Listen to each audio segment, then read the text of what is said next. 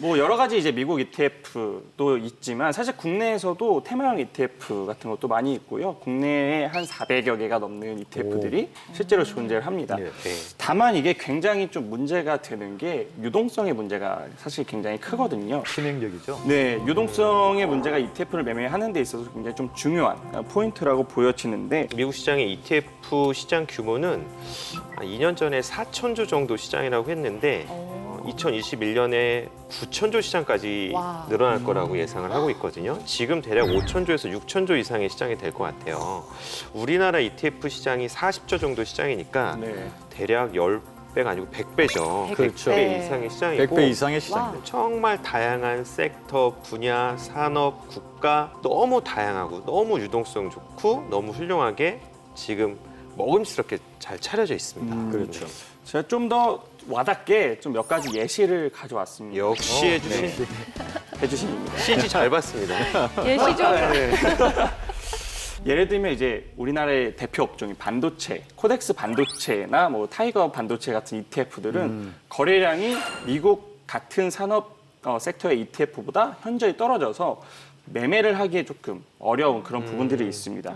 예를 들면 뭐 반도체 하루 평균 거래량이 10,000주 정도. 만주. 네, 하루에 거래가 10,000주. 됩니다. 그게 문제예요. 네. 만주가 그래 되는데 개인이 투자를 했을 경우 그렇죠. 사기도 어렵거니와 반대 매매를 할 수 있는 그 상대방이 없으니까. 그렇죠. 그다음에 제가 ETF를 다행히 운 좋게 샀다고 해도 제가 청산하고 넣으려고 하면은 반대 받아줄 사람이 없기 때문에 그렇죠. 그 유동성의 문제가 아주 커지는 거죠. 그렇죠. 반대로 미국의 반도체 ETF, 뭐 SOXX라는 ETF가 있는데요. 요 ETF 같은 경우에는 평균 30만에서 50만 정도 거래가 됩니다. 우리나라가 10,000주 정도 되니까 굉장히 큰 차이가 난다라고 보시면 될 것 같습니다. 유동성이 굉장히 좀 풍부한 그런 측면도 있지만 클라우드나 5G, 그렇죠. 예. 네, 블록체인 같은 ETF들 있잖아요. 이런 것들을 우리나라에서는 반도체 ETF로 묶이는데 미국에서는 또 이런 것들을 세분화시키는, 세분화해서 예. 맞아요. 또 트레이딩 할 수 있도록 되어 있다는 점이 또 미국 ETF가 국내 ETF보다 또 뛰어난 그런 측면 중에 하나라고 보시면 그런 될 면이 것 해외 시장이 다양하고 그렇죠. 그 투자자들의 그 욕구에 맞는 여러 상품이 있다는 면에서 해외 맞아요. 투자를 권할 수밖에 없겠네요. 네. 저는 그렇게 생각해요. 하지만 최근에 좀 문제가 많이 됐었고 네. 많은 분들이 속상했었고 많은 분들이 놀랬던 상품인데요. DLS. DLS랑 ETF가 뭐가 정확히 다른 건지 모르겠어요. ELS, ELF, ELB, ELT 어떤 주식이 저 밑에까지 빠지지 않으면 약속된 몇 프로를 주겠다. if then이 있는 상품들이 L자가 들어가 있는 상품이고요. L자가 들어간 친구들은 조금 무서운 친구.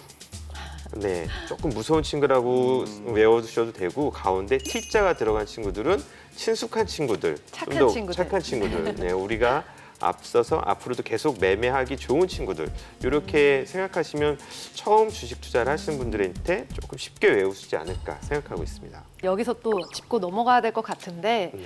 ETF를 살 거라면은 이것만은 기억해라. 그런 게 뭐가 있을까요? 저요. 네. 저 하나 있습니다.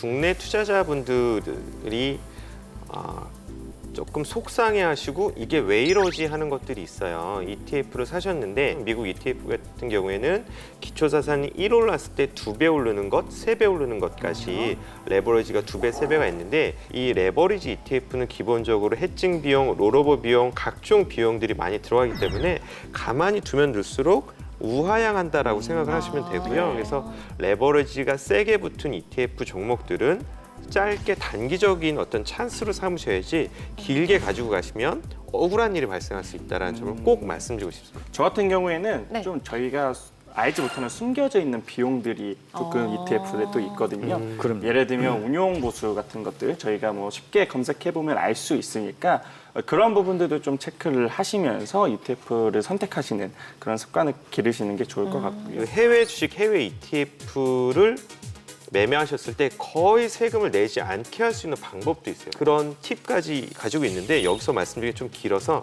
저희 방송하는 목요일에 항상 저희 지점에서 필살기 회 투자 설명을 하니까 설명에 또는 카카오 채널 필살기 회 투자 검색하셔서 채널 추가를 하시면 거기서 제가 소상하게 해외 주식하고 세금 안 내는 방법을 말씀드릴 수 있을 것 세금 같습니다. 안 내는 것이 아니고 절세 방법. 절세. 아우 제가 너무 입이 거칠었네요.